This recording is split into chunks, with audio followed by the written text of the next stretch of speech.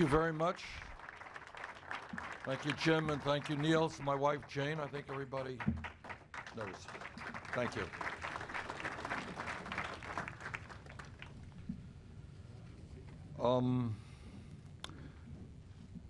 Thank you all for inviting me to say a few words to you. As many of you may know, we began our campaign for the presidency about 9 months ago. And when we began our campaign on a beautiful day in Burlington, Vermont, there were a lot of media pundits who were commenting on my hair, on my attire, but the truth is that not too many of them thought that we had much of a chance to do well. A lot has changed in the last 9 months. And I think the reason for that is that we are discussing issues that, for a variety of reasons, are not often discussed in our country. And I think what we are tapping into is a feeling of ordinary Americans that there is something profoundly wrong with a government that seems every day to be deeply concerned about the interest of the wealthy and the powerful, but somehow ignores working people and the middle class and pays virtually no attention at all to poverty. So I think the success of our campaign is talking truth in a straightforward way to the American people and understanding that no president, not Bernie Sanders or anybody else, can bring about the changes that we need in this country alone. That what needs to happen is that we need what I call a political revolution, which means that millions of people who today have given up on the political process, people who do not believe their vote matters, people who do not pay attention to what goes on, often because they don't get the information they need to even make decent judgments, because media, to a significant degree, sees politics as a football game or as a soap opera rather than a discussion of the real issues facing our country. So maybe I'm an old-fashioned New Englander, but I kind of look at politics in a democracy as not very different than going to a doctor's office. If you're not feeling well, you go to the doctor's office, you say, "Doc, what's wrong with me? What's the diagnosis? And how do I get better?" And that really is what politics in a democracy is about. You may disagree with me. What are the problems? And how do we solve those problems? And that is something that we spend far, far too little discussing. So let me lay out what I believe, and I think many Americans believe, are problems.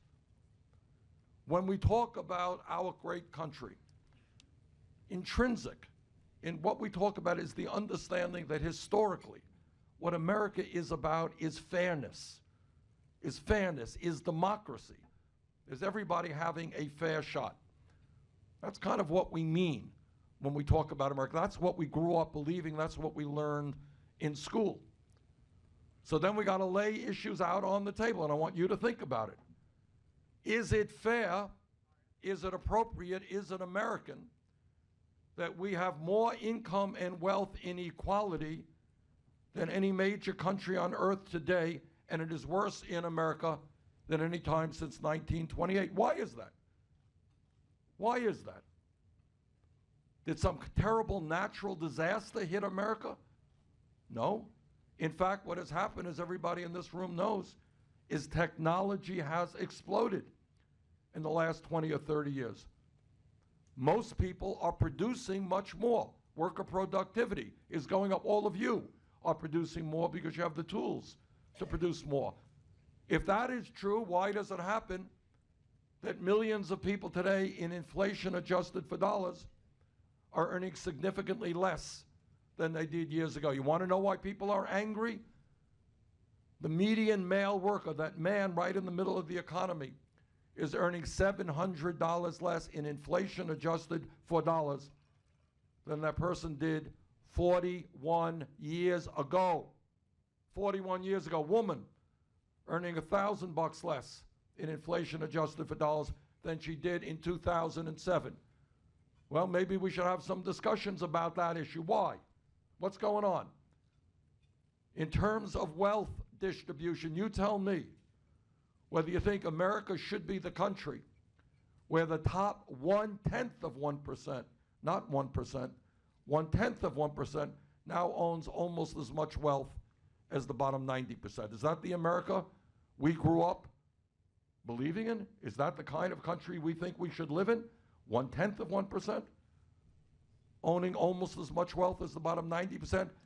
I know that some of my Republican friends get very nervous when we talk about redistribution of wealth. Well, I want everybody in this room to know there has been a massive redistribution of wealth in the last 30 years. Hasn't been on the front pages of the New York Times, haven't seen it on CBS or ABC. What do you think has gone on in the economy? Trillions of dollars have flown from the middle class to the top 1/10 of 1%, who now own twice the percentage of wealth that they did 30 years ago.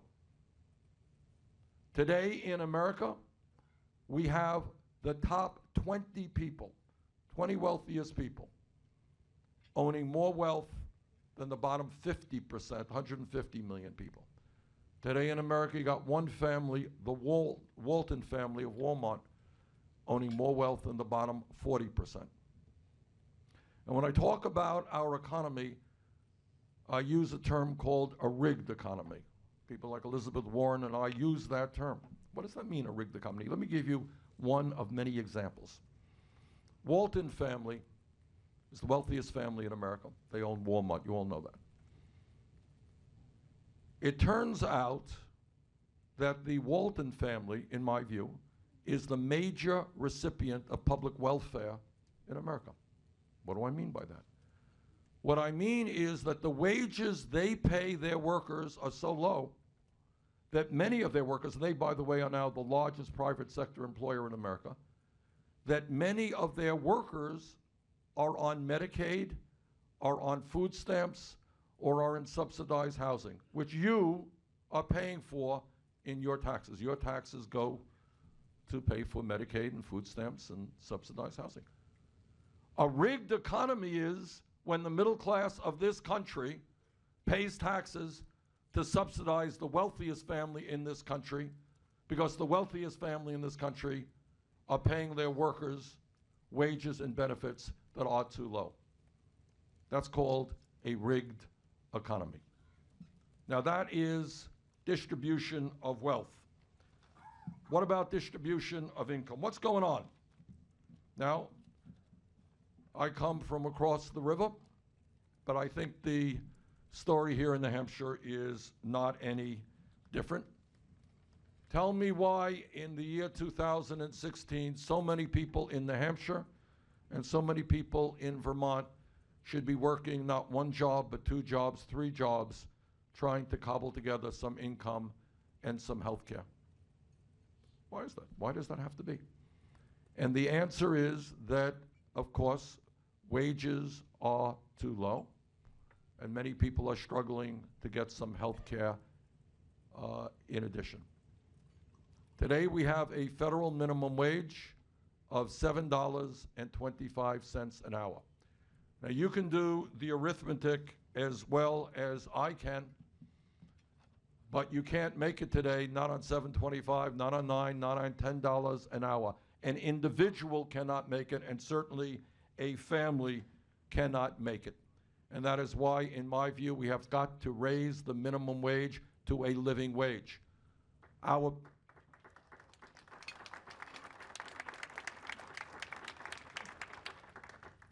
To my mind, people working 40 hours a week or more should not be living in poverty, and too many of them are. My son used to work at the emergency food shelf in Burlington. And what was true in Burlington, and what is true in all over this country, is that people who are working full-time go to the emergency food shelf because the income that they are receiving is not enough to adequately feed their family. That is not what should be going on in America. And let me tell you what else should not be going on in America. We should not have 47 million people living in poverty. We should not have the highest rate of childhood poverty of almost any major nation on earth. About 20% of our kids living in poverty, 36% of African American kids living in poverty. We talk about education, talk about schools. Half of the kids in public schools in America are on free or reduced lunches. Now, I understand that politicians don't talk about poverty. They don't talk about poverty for a couple of reasons. If you're a Republican, what you want to do is cut the programs that the poorest people in this country desperately need. You want to cut nutrition programs when children are going hungry. So that's why you don't talk about poverty. But the other conventional wisdom with regard to poverty is poor people don't vote. What do I have to worry about poor people? I got to worry about rich people going to make campaign contributions. Well, I think that concept stinks. And I think as a nation, we should be embarrassed about having 47 million people living in poverty.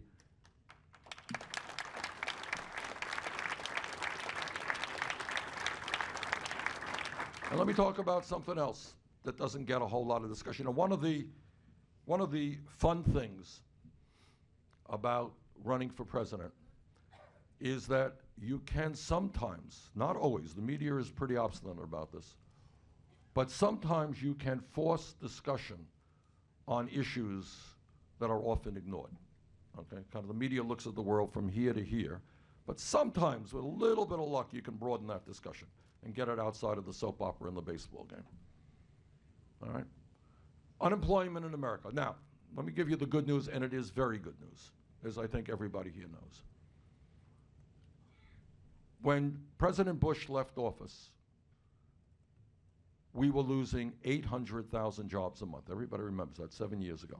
800,000 jobs a month, an astronomical number. For those people concerned about deficits, we ran up that year the largest deficit in the history of the United States of America, $1.4 trillion deficit. And obviously everybody remembers that when Bush left office, the world's and our financial system was on the verge of collapse. There are economists who have since told us that there was a real fear that you were going to put your credit card in an ATM machine and nothing was going to come out. That was pretty close. Okay, that's where we were when President Bush left office. Well, today, I think unless you are very, very partisan, and it does astound me how some of my Republican colleagues can go around the country talking about the problems we have, and of course we do have economic problems today, ignoring where we came from in the last 7 years. But when people talk about unemployment, what you see on the front pages of your paper every month is official unemployment, which is now about 5%. I trust that everybody in this room knows that official unemployment is very different than real unemployment.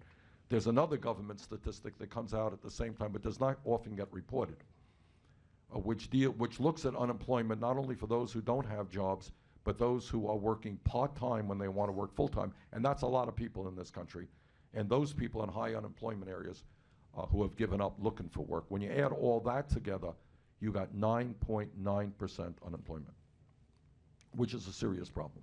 A lot better than it was 7 years ago, but it is a serious problem. And now let me touch on an issue that gets almost no discussion at all. It amazes me, but I keep talking about it, but it does not get much discussion, and that is the issue of youth unemployment. Youth unemployment. We asked some economists a while back to do a study for us, looking at kids who were between 17 and 20 who graduated high school. These were not dropouts, they graduated high school. For these kids, real unemployment, if they were white, was 33%.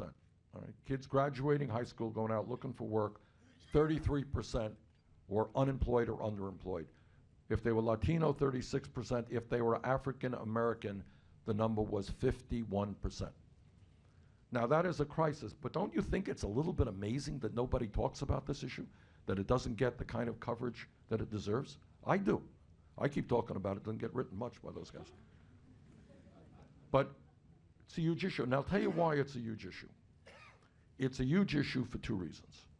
Number one, thinking back to when we were young, what do young people want? They want to stand on their own 2 feet. They want to get out of the house. They want to earn some money. They want to become independent. And if you're out there looking for a job and there's not a job, that's hard to do. But here is what concerns me even more than what it is doing to kids. There's another issue that doesn't get a whole lot of discussion, and I want you all to think about it. We in the United States today have more people in jail than any other country on earth. We have 2.2 million people in jail. We spend $80 billion a year incarcerating people, the local, state, federal level. How does that happen? Why does it happen? What is the correlation between high youth unemployment and high rates of incarceration? I believe that there is. Now, I remember a couple of years ago, down in Bennington, Vermont, there was a principal there at the high school who was fierce. She almost refused to allow any of her kids to drop out of school. And she hired, she took this very personally. Took it very personally, as good educators should. And she hired mentors, and these mentors were there for the kids 24/7. And she said to the kids, if your family is having a dispute, kids do things on the moment. They drop out of school, their parents are having a fight, they don't have any money, whatever it may be. And she said, you call up at 3 o'clock in the morning, that mentor, you are not dropping out of school. We will get you a job. Don't do anything stupid. Stay away from drugs. And she had a very positive impact on the kids. And that's what we have to do nationally. So I think it is when we spend, and even some conservatives are catching on to this point, and actually this is one area where we have seen conservatives and progressives coming together. Who thinks it is a good idea to spend $80 billion a year having more people in jail than China does? Nobody I know.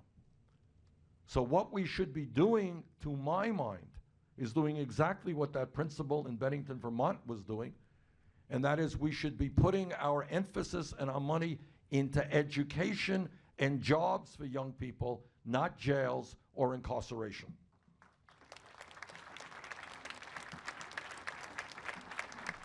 It's going to save us lives, and it's going to save us money. It's a progressive perspective.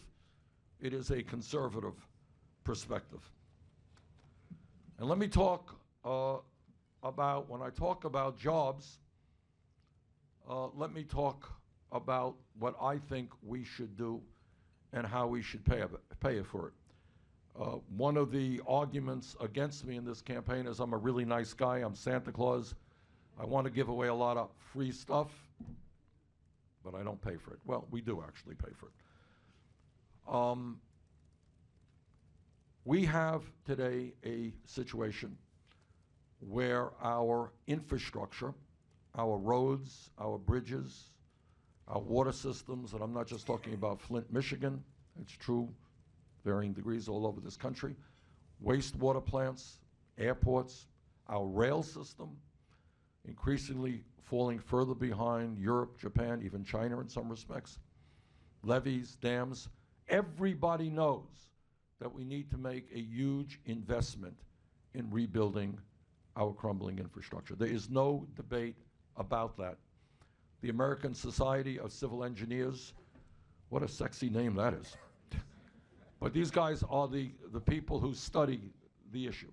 And they say we need to make over $3 trillion investment in our infrastructure. It's sitting there, and I can tell you as the former mayor of Burlington, infrastructure does not get better if you don't invest in it. It just doesn't happen. It gets worse. And in fact, you end up having to spend a lot more rebuilding a crumbling infrastructure than you do if you have proper maintenance, which is what the sane approach to that is. So what we are proposing is to spend $1 trillion over a 5-year period to rebuild our crumbling infrastructure. And when we do that, we not only make our country more productive, safer, more efficient, but we also create up to 13 million decent paying jobs. Okay? Now, even in Washington, admittedly, $1 trillion is a lot of money. So how do we pay for it? Well, right now, as some of you may know, there is a huge loophole, corporate loophole, which allows large multinational corporations and wealthy individuals to stash their money in the Cayman Islands and Bermuda and other tax havens. And what we have documented, and there is no debate about this, that in a given year, you have very profitable multinational corporations not paying a nickel in federal income taxes. And that seems to me to be absurd. We're losing about $100 billion a year just from that one loophole. And that loophole, we will be able to rebuild our infrastructure and create millions of decent paying jobs. Now, getting off economics for a moment into another area, I know here in New Hampshire, for better or for worse, you see a lot of politicians coming through your state. And many of my Republican colleagues talk about family values. Talk about family values. They love families, and that's what they talk about. But everybody in this room knows, and it's, you know, I will not shock anybody here to suggest to you, I know you won't be shocked to suggest that sometimes in politics there's a little bit of hypocrisy. Just a little. Many of my Republican friends go around the country and come into New Hampshire talking about family values. And this is what they mean. So let's be very clear about what they mean. Now, they may talk about it a little bit more in other parts of the country than they do here in New England, but it's important for us to understand what they mean. When they talk about family values, they are saying to every woman in this room, every woman in this state, every woman in this country, that you do not have the right to control your own body. I disagree. When they talk about family values, what they are saying, and what the Republicans in the Senate and the House voted for, is to defund Planned Parenthood, one of the important and excellent organizations in this country, providing excellent quality health care to well over 1 million women, many of them low income. When they talk about family values, what they are saying is that to the gay men and women in this country, they do not have the right to be married. And I disagree with that as well. So I happen to think that when you talk about hypocrisy, what you are seeing is Republican candidates running all over the country telling us how much they hate government. Government is the source of all evil, and they're going to help us all out a lot by cutting Social Security and cutting Medicare and cutting Medicaid, maybe doing away with the Environmental Protection Agency or the Department of Energy, because they really hate government. But somehow, when it comes to a very, very personal decision that a woman has to make, they love government. And they want the state and federal government to make that decision for every woman in America. That is hypocrisy. That is wrong.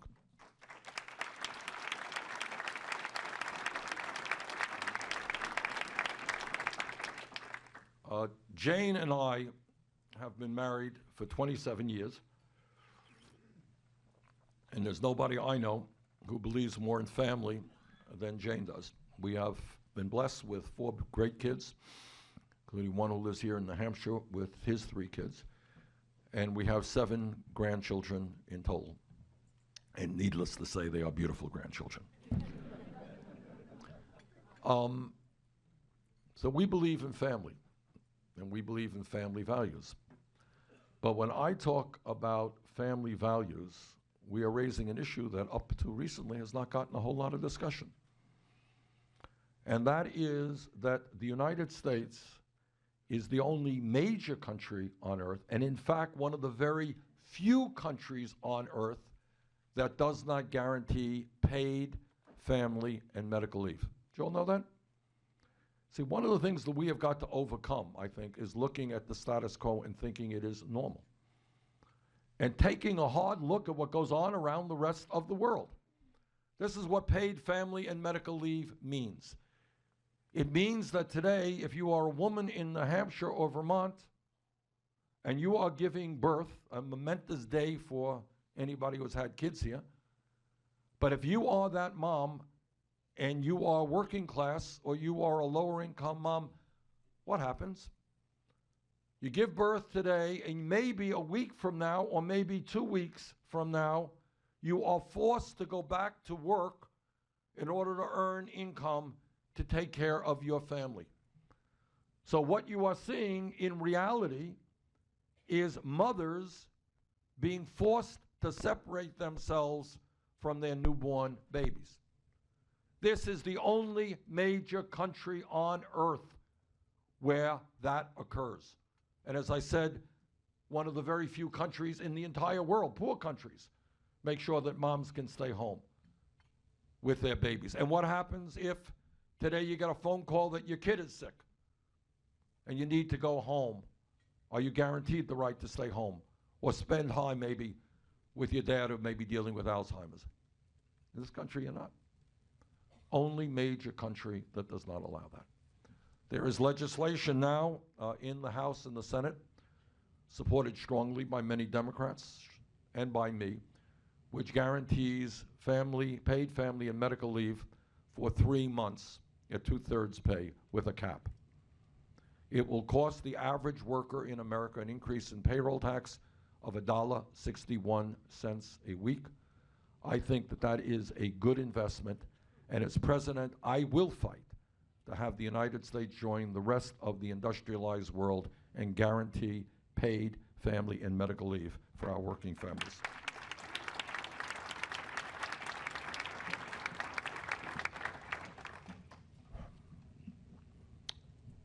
When I go around the country, what I find is there is a real anger and a frustration. And there is a deep feeling that the United States government is not hearing the pain or the reality of ordinary Americans.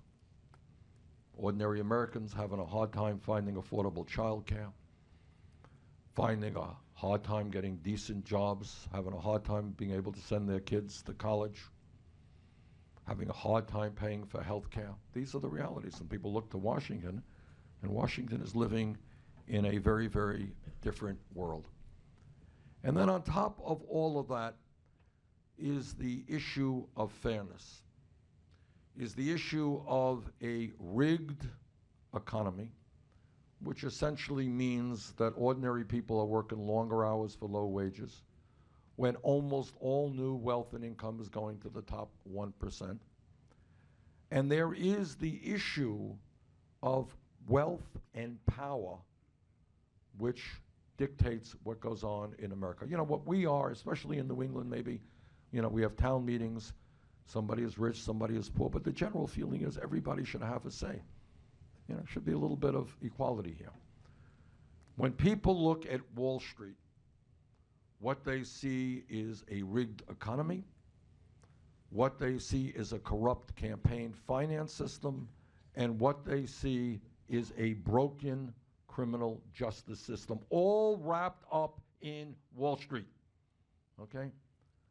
So what happened, as everybody in this room knows, and I can tell you from personal experience, because I was a member of the House Banking Committee, which later became the Financial Committee, representing Vermont. I was on the committee which dealt with the deregulation of Wall Street. And here is the reality of what goes on, which will not shock anybody in this room or any American. Wall Street put billions, that's a B, billions of dollars in lobbying and campaign contributions into saying to Congress, look, you got to get rid of these old 1930s regulations, you know? You got to deregulate us. You got to allow commercial banks to merge with investor banks, to merge with large insurance companies. That's the way we can compete globally. I didn't believe it for 1 second. Not for 1 second. Never made any sense to me. We had Alan Greenspan coming to the House Banking Committee. Go to my website, you'll see the dialogue that Greenspan and I had. Turns out I was right, he was wrong. But anyhow, here's the point. Billions of dollars go into lobbying, campaign contributions, and you have not just Republicans, but Democrats, let's be frank about it for those who are Democrats here. You had Robert Rubin and Larry Summers and Alan Greenspan and all these guys on the Clinton administration saying, we're going to deregulate Wall Street. Get the government off our backs. Let us go out and do these wonderful things, the creativity of Wall Street. Well, they were deregulated. And they went out and they had the opportunity to do their thing. And what a thing it was. And their thing turned out to be largely fraudulent activity, which drove this country and the world into the worst economic downturn since the Great Depression. Everybody here knows it. Millions of people lost their jobs, their homes, their life savings. Millions of people still have not recovered from that horrendous recession. People have jobs today paying half the wages that they used to have. And when they crashed, they went running to Congress. Remember, these are the guys who hate government. Government is anathema to them. They went running, and I was in the room. I was in the room with Ben Bernanke and Hank Paulson, right in that Senate room, 40 or 50 of us, and they said, if you don't give us $700 billion in a few days, it is likely the world's economy will collapse. We need it. They had like a 3-page outline of what they wanted. $700 billion for the same people who want to cut Social Security, Medicare, and Medicaid. Bail us out, bail us out. Well, they got bailed out. Today, they got bailed out under the argument, as you all know, that banks were too big to fail, i.e. if the banks went down, they take a good part of the economy with them. That's why they had to be supported. Well, today it turns out that 3 out of the 4 largest banks are bigger than they were when we bailed them out. Turns out today that the 6 largest financial institutions in America have assets of about $10 trillion, equivalent to 58% of the GDP in America. They issue 2/3 of the credit cards and write about 1/3 of the mortgages and control a whole lot of the bank deposits in this country. So for a start, above and beyond the issue of my fear that we'll have to bail them out again, is the impact of a few financial institutions on this country with so much wealth and so much power. That is why I agree with a number of economists who think that we should reestablish 21st century Glass-Steagall legislation and why we should break up the largest financial institutions in this country.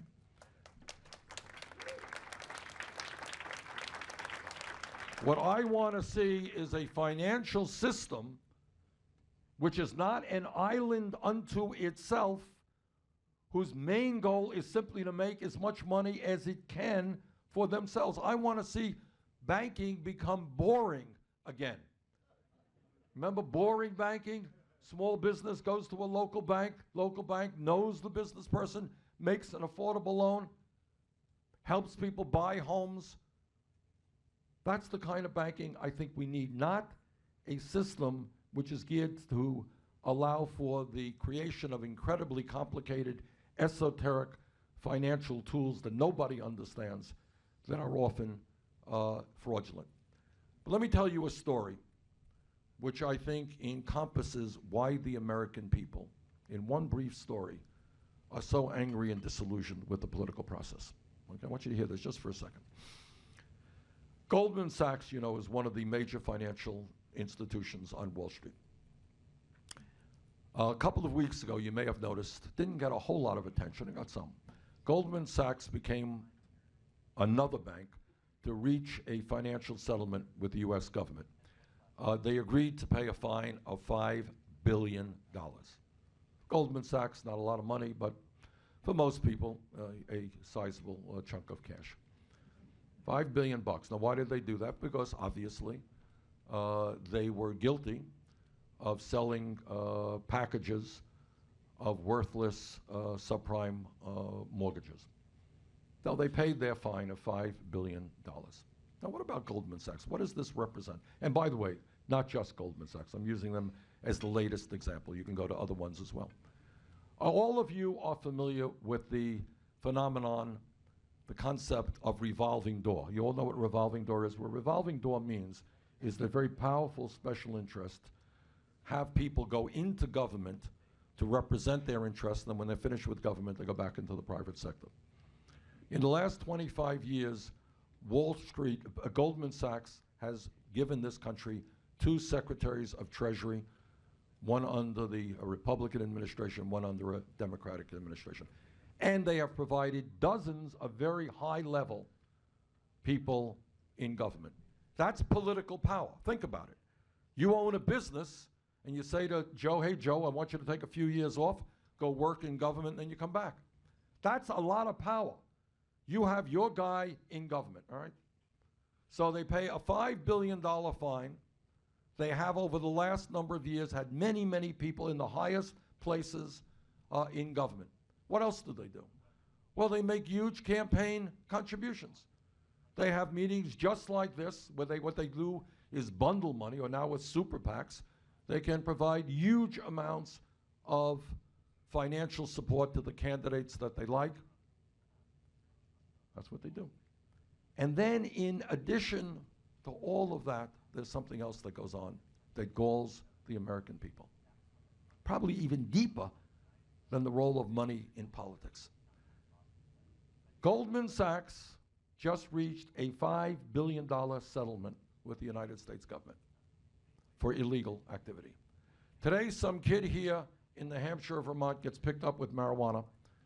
That kid will have a police record for the rest of his life. How many Wall Street executives will have a police record for destroying the lives of so many Americans because of their illegal behavior? $5 billion settlement, no charges made. And that is why the American people are angry. And that is why this is an issue that we have got to deal with. Criminal justice means justice. It means that if you are poor, it means that if you are wealthy and powerful, you need to be treated the same under the laws of the United States of America.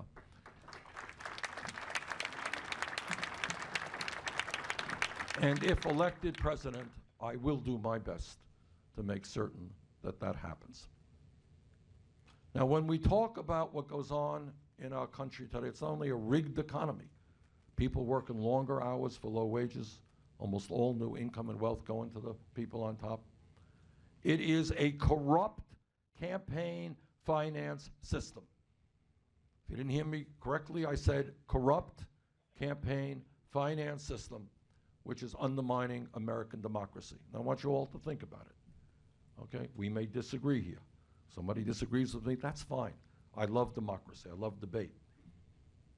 But I do not love the situation today in which billionaires can buy elections. As a result of the disastrous Citizens United Supreme Court decision, billionaires can now spend as much as they want in super PACs or independent expenditures. Many of the TV ads you're watching here in New Hampshire will come from super PACs, from organizations that have weird names, but trust me, are controlled by billionaire families. I want you to think about this. In America today, in this campaign cycle, the Koch brothers, second wealthiest family in America, a family who believes not that we should cut Social Security or Medicare or Medicaid. It's not what they believe. They think we should eliminate Social Security, Medicare, and Medicaid.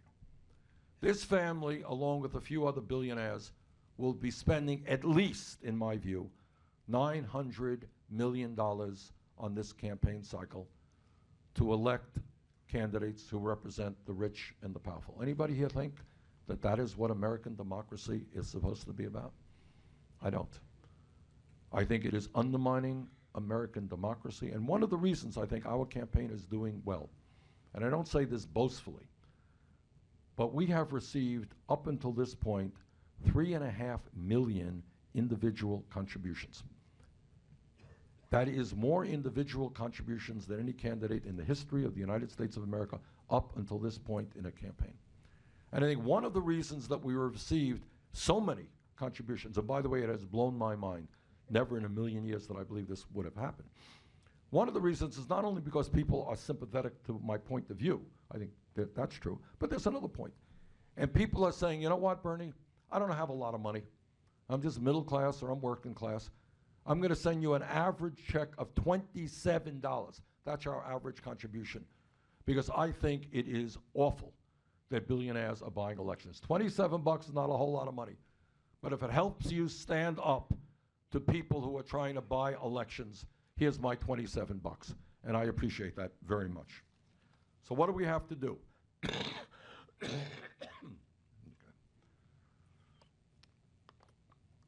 Well, it's a no-brainer to my mind that when you had a 5-4 Supreme Court decision allowing Citizens United to go forward, I think we have got to overturn Citizens United.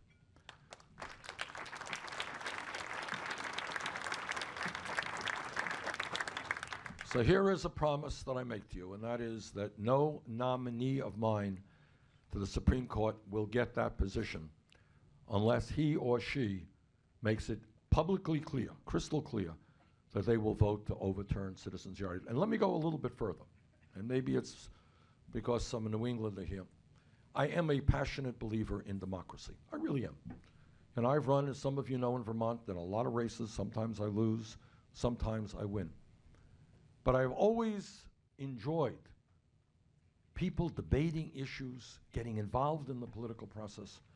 And I've always wanted to see large voter turnouts. And I believe that not only do we have to overturn Citizens United, you know what I think? I think we have to go to public funding of elections. So that if anybody in this room, and I don't care if you're a conservative or a progressive or a moderate, you want to run for office, you should be able to do so without having to beg wealthy people for campaign contributions. Nobody here knows how much time people in Congress spend raising money. I mean, I'm there, so I know it. Democrats go to the DNC room or the Democratic Senate Committee room, Republicans go to their room, and they do what they call dialing for dollars. That's true. They're given a list of potential donors. Neil is shaking his head. Is that correct, Neil? All right, he doesn't want to comment on this. All right. He's objective. But that's what they do. And not only should members who are elected be working for the people, not raising money, if you think you could simply divide your brain in half and say, okay, now I'm working on unemployment or health care, oh, I got to go out and raise money, it impacts your entire being. People are obsessed with raising money. It is getting worse because of Citizens United. So I think we need to move toward public funding of elections.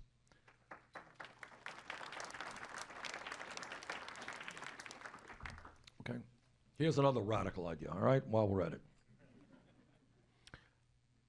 Everybody here knows we need the best educated workforce in the world for our economy and for our democracy.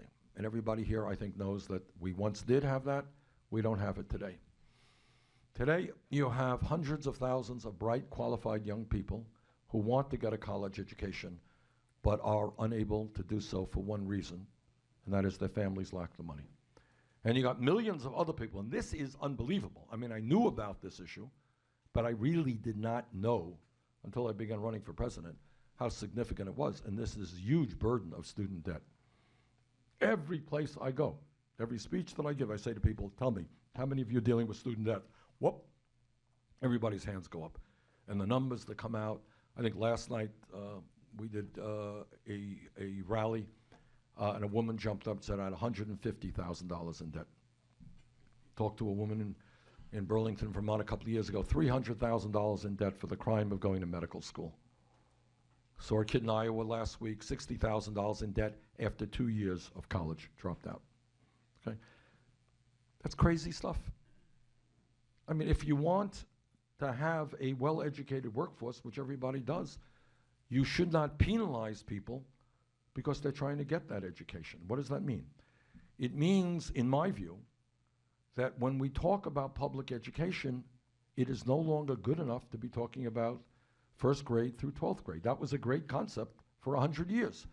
50 years ago, you had a high school degree, you're doing pretty well. You can go out and get a good job.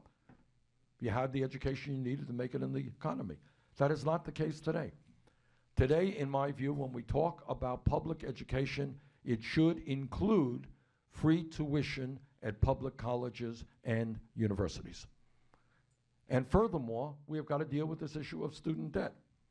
So what I am proposing is to lower student debt by allowing those with the debt to do what they cannot do today.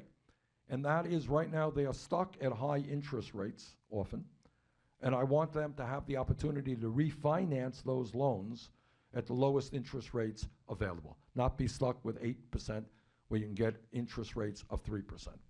That will take a huge bite out of the student debt of millions of people in this country. Now, people say, well, Bernie, that's a nice idea, Santa Claus, and what else do you have for us?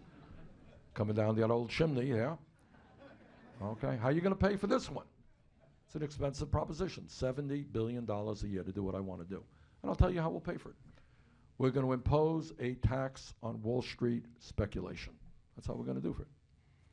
Now, when Wall Street needed a bailout, it came to the middle class. In my view, it is Wall Street's time to help the middle class today.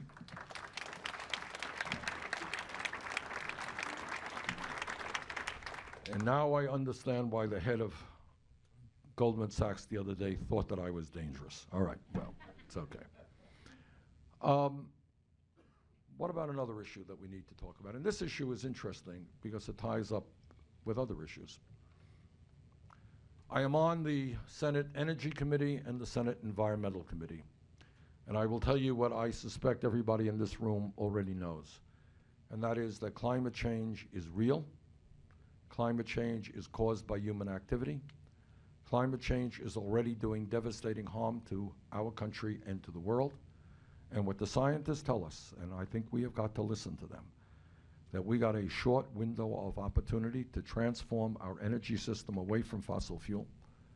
And if we do not do that, the planet that we will be leaving our children and our grandchildren will be increasingly unhealthy. Now, what is interesting about this debate is that the scientific community is virtually unanimous. That's what they say. And in fact, some of the new studies that are coming out are suggesting that they underestimated the severity of the problem. And what they're now saying is that it could be, and I want you to hear this, that by the end of this century, and I got 7 grandchildren, at the end of this century, this planet could be 5 to 10 degrees warmer than it is today.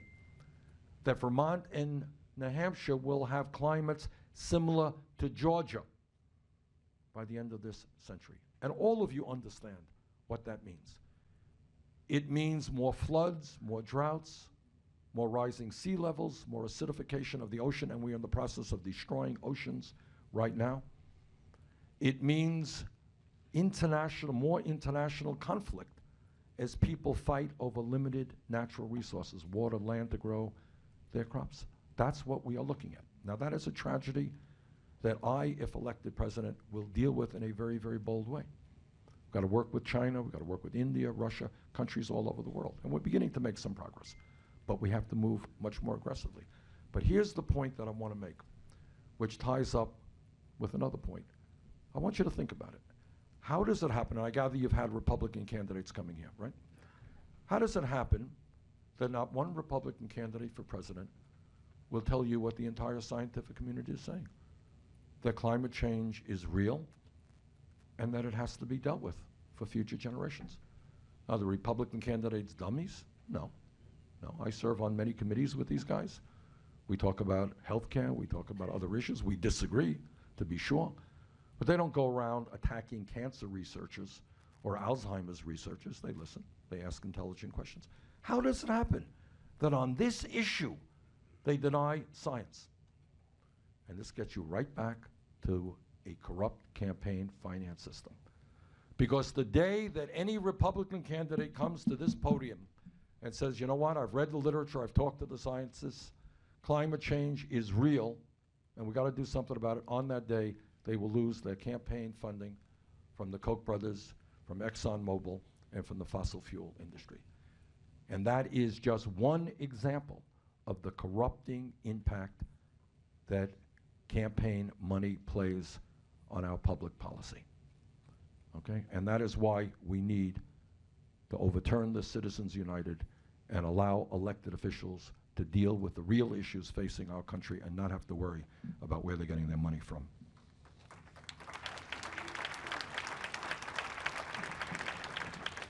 All right, I've gone on too long, but let me just raise one other issue.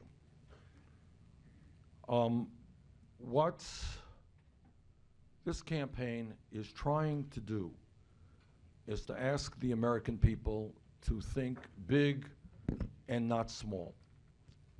Question, which I want you to think about.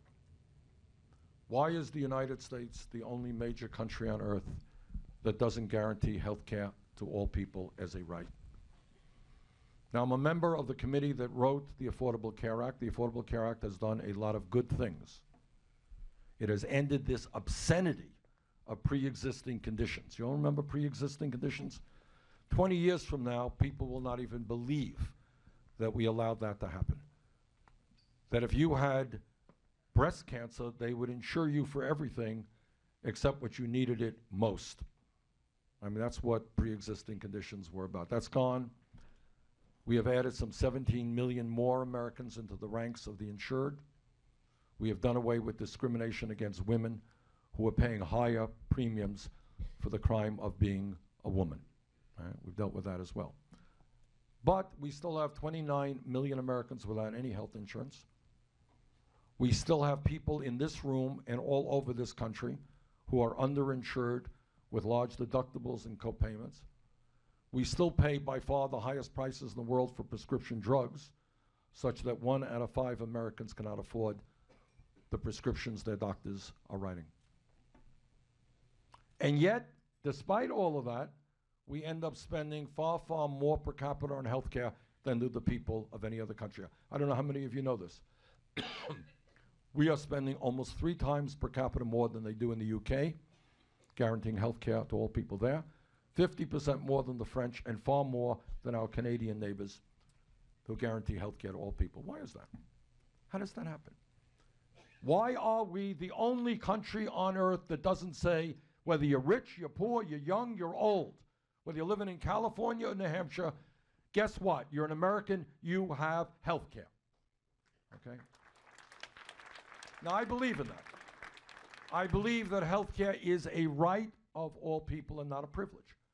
But more importantly, I believe that it's absurd that we are spending so much more per capita on health care than other countries. I think it is absurd that while our people cannot afford prescription drugs, while elderly people are cutting their pills in half because they can't afford to buy medicine, the top 3 drug companies last year made $45 billion in profit, and they could double the price of your medicine tomorrow, and nobody can do anything about it because of the incredible power of the pharmaceutical industry and their campaign contributors and their lobbyists. Bottom line is, I believe that we should move toward a Medicare for all single-payer program. And what that would do, not only guarantee health care to all people as a right, it would save middle-class families thousands of dollars a year on their health care costs. And do you know what else it would do? Which we don't talk about very much. How many millions of people in this country are staying at jobs which they don't want to be at because they get decent health care benefits for their family? Whole lot of people. If we said to those people and to every American, you know what? You could go out economically, you could start your own small business. You're an entrepreneur, you got an idea, go do it. And your family will have health care. You know what that does to the economy? When people are not forced to be at work at jobs they don't want to be in. I think it would be a huge asset to this country. You know what it will mean to small and medium-sized businesses who spend half their lives trying to figure out how they're going to provide health insurance to their employees, getting that off their backs? Doesn't matter whether you're a big corporation or a small business, your worker is going to have health insurance. So I see this as a real boon to our economy, and I think we should move in that direction.